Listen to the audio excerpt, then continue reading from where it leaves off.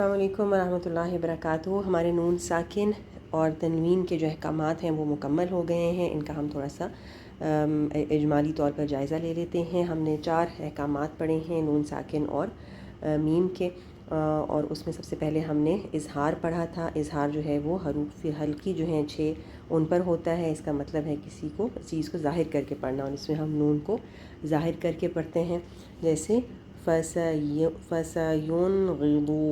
ٹھیک ہے۔ اسی طرح من ہاجر، ٹھیک ہے۔ تو نون کو ہم ظاہر کر کے بغیر غنہ کے پڑھتے ہیں۔ اس کے بعد نون ساکن کے بعد اگر یرملون آ جائیں تو ادغام ہوتا ہے، جس کا مطلب ہے مرج کرنا، مدغم کرنا، اور اس میں ادغام کی ٹائپس ہوتی ہیں۔ غنہ کے ساتھ بھی ہوتا ہے جیسے من نعمت، اور بلا غنہ بھی ہوتا ہے جیسے من ربک، ٹھیک ہے۔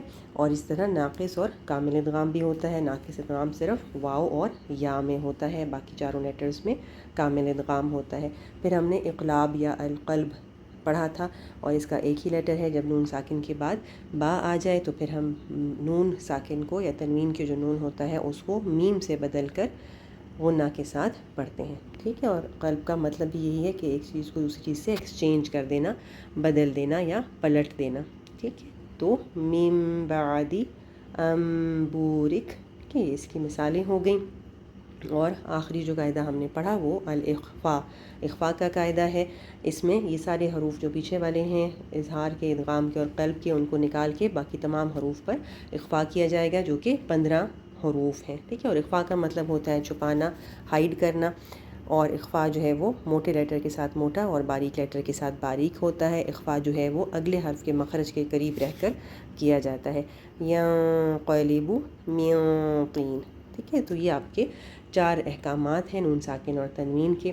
اس میں ایک بات جو آپ نے یاد رکھنی ہے وہ کیا ہے کہ یہ سارے قاعدے جو ہیں وہ 2 لفظوں کے درمیان میں بھی ہو سکتے ہیں اور ایک لفظ کے ہی اندر بھی ہو سکتا ہے، لیکن ادغام جو ہے وہ صرف اس میں سے ایسا قاعدہ ہے جو کہ صرف 2 کلموں کے درمیان ہو سکتا ہے۔ ایک ہی لفظ کے اندر اگر نون ساکن کے بعد یرملون میں سے کوئی لفظ آئے تو وہاں پر ادغام نہیں ہوتا، ٹھیک ہے۔ باقی جو تینوں ہیں قاعدے یہ 2 لفظوں میں بھی ہو سکتے ہیں اور ایک میں بھی ہو سکتے ہیں۔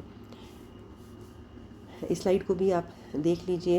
نون ساکن اور تنوین کے جو احکام ہیں وہ 4 ہیں، اظہار اور اس کے 6 جو حروف ہیں حمزہ، ہا، عین، ہا، غین، خا، ادغام، یرملون، اقلاب، لیٹر با، اور اخفاء کے لیے باقی 15 حروف، ٹھیک ہے۔ تو اب آپ نے کیا کرنا ہے، خاص طور پہ جو نئے اسٹوڈنٹس ہیں جنہوں نے ابھی یہ رول سیکھے ہیں، انہوں نے قرآن مجید کا کوئی بھی ایک پیج کھول کے تو اس پر نون ساکن اور تنوین کے جو احکامات ہیں ان کو مارک کرنا ہے، ٹھیک ہے۔ ہر قاعدے کا آپ ایک الگ رنگ رکھ لیں، مثلاً اظہار کو آپ یلو کلر کر لیں، ادغام کو بلو کلر کر لیں، ادغام میں بھی جو ادغام مال غنہ ہے اس کو جو ہے وہ بلو کر لیں، اور ادغام بلا غنہ جو ہے اس کو ریڈ کر لیں۔ تو اسی طرح سے ہر رول کو ایک الگ کلر دے کے تو آپ نے یہ ایکسرسائز کرنی ہے۔ اس میں سب سے ضروری بات کیا ہے کہ پہلے آپ نے نون ساکن یا تنوین کو دیکھنا ہے، کیونکہ ہم کس کے رولز کر رہے ہیں، نون ساکن یا تنوین کے، ٹھیک ہے۔ حرکت والے نون کو یا شد والے نون کو ہم یہاں پر نہیں دیکھ رہے۔ اب یہاں پر دیکھیں فَإِن، اب یہ نون ساکن ہے، اب ہم نے اس کے بعد نیکسٹ لیٹر دیکھنا ہے کہ وہ کون سے حروف میں سے ہے، ٹھیک ہے۔ ادغام کے حروف میں سے ہے، اخفاء کے حروف میں سے ہے، یا اقلاب کے حروف میں سے ہے۔ تو لام جو ہے وہ ہمیں پتہ ہے کہ یرملون میں سے ہے، تو یہاں پر ادغام بلا غنہ کامل ادغام ہو جائے گا، ادغام کامل بلا غنہ فَإِلَّمْ، ٹھیک ہے۔ آگے چلیں گے، آپ کو ایک اور نون ساکن نظر آ رہا ہے، اس کے بعد کون سا حرف آ رہا ہے، تا، ٹھیک ہے۔ تا جو ہے وہ یرملون میں سے بھی نہیں ہے، با میں سے بھی نہیں ہے، حروف حلقی میں سے بھی نہیں ہے، تو باقی سارے حروف پر کیا ہوتا ہے، اخفاء، یعنی نون کی آواز کو چھپا دیں گے۔ وَلَن تَفْعَلُوا، ٹھیک ہے۔ آگے چلتے ہیں۔ اب یہاں پہ دیکھیں یہ جو نون ہے یہ حرکت والا نون ہے، یہ نون ساکن کے احکام میں نہیں آئے گا، ہم نے دیکھنا ہے یا نون ساکن یا پھر تنوین کو، ٹھیک ہے۔ اچھا جی آگے دیکھیے،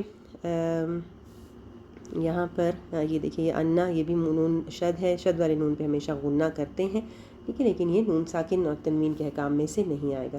جناتین، یہاں پر 2 زیر کی تنوین ہے، ٹھیک ہے۔ ہم نے پڑھا تھا کہ تنوین کے بھی رولز بالکل سیم نون ساکن والے ہوتے ہیں۔ ہم اگلے لیٹر کو دیکھیں گے، اگلا لیٹر تا ہے، جو کہ حروف حلقی میں سے بھی نہیں ہے، با بھی نہیں ہے اور یرملون میں سے بھی نہیں ہے، تو ہم کیا کریں گے، اخفا کریں گے، جنات تجری، ٹھیک ہے۔ آگے پھر دیکھیے نون ساکن آ گیا اور پھر اس کے بعد دوبارہ سے تا آ رہا ہے، یہاں بھی اخفا ہوگا، من تحتیہا، ٹھیک ہے۔ آگے دیکھیے یہ آپ کو لفظ کے بیچ میں نون ساکن مل رہا ہے، اور ہم نے پڑھا تھا کہ یہ تمام جو احکامات ہیں سوائے ادغام کے 2 لفظوں کے درمیان میں بھی ہو سکتے ہیں اور ایک ہی لفظ کے اندر بھی ہو سکتے ہیں۔ تو یہاں پر دیکھیے نون ساکن ہے اور اس کے بعد ہا رہا ہے، جو کہ کون سے لیٹرز میں سے ہے؟ جی حروف حلقی میں سے، تو یہاں پر ہم نے اظہار کرنا ہے، الانہار، ٹھیک ہے، ان اس کو ہم نے کلیئر کر کے پڑھنا ہے بغیر غنہ کے۔ آگے دیکھیے یہاں پہ پھر آپ کو لفظ کے درمیان میں نون ساکن مل رہا ہے، اس کے بعد والے لیٹر کو دیکھیں گے، ہا جو کہ حروف حلقی میں سے ہے، یہاں پر بھی اظہار کا قاعدہ ہوگا، نون کو ظاہر کر کے پڑھیں گے، منہا، ٹھیک ہے۔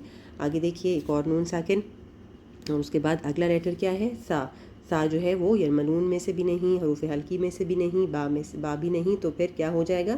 اخفا، نون کی آواز کو چھپا کے غنہ کر کے پڑھیں گے۔